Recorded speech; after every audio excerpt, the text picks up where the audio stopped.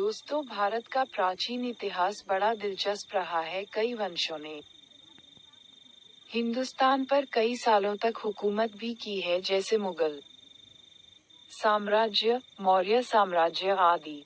इसके अलावा और भी कई ऐसी शख्सियत रही हैं, जिनके नाम इतिहास के पन्नों में दर्ज हैं।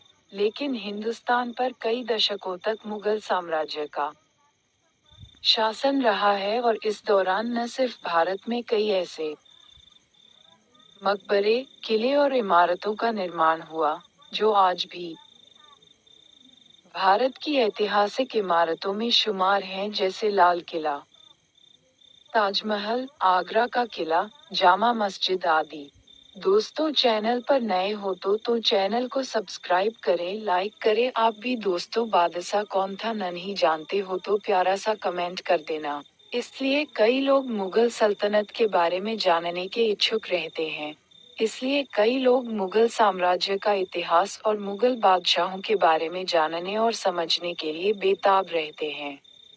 अगर आप भी मुगल साम्राज्य और मुगल बादशाहों के बारे में जानने के इच्छुक हैं, तो आज हम आपको कुछ ऐसे मुगल बादशाहों के बारे में बता रहे हैं, जिनका नाम इतिहास के पन्नों में दर्ज है।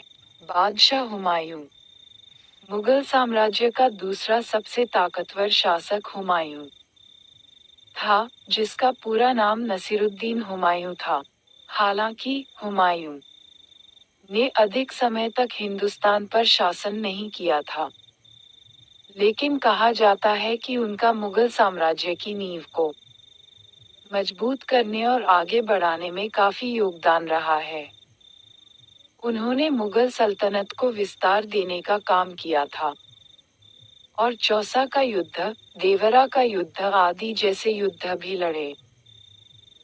लेकिन सन 1556 में अपने पुस्तकालय की सीढ़ियों से गिरकर बादशाह की मौत हो गई और इसके बाद मुगल साम्राज्य का उत्तराधिकारी उनके पुत्र अकबर को बनाया। जहांगीर, अकबर के बाद मुगल साम्राज्य का सबसे महान बादशाह रहा है। जहांगीर का जन्म 31 अगस्त 1569 को सिंध फतेहपुर सीकरी में शेख सलीम चिश्ती की कुटिया में हुआ था। उनको सलीम जहांगीर के नाम से भी जाना जाता था। जहांगीर, अकबर मुगल बादशाह का बेटा था, जिसने अपने शासनकाल में कई ऐतिहासिक और सांस्कृतिक कार्य भी करवाए थे। हिंदुस्तान पर जहांगीर ने 3 नवंबर 1605 से लेकर 28 अक्टूबर 1627 शासन किया था।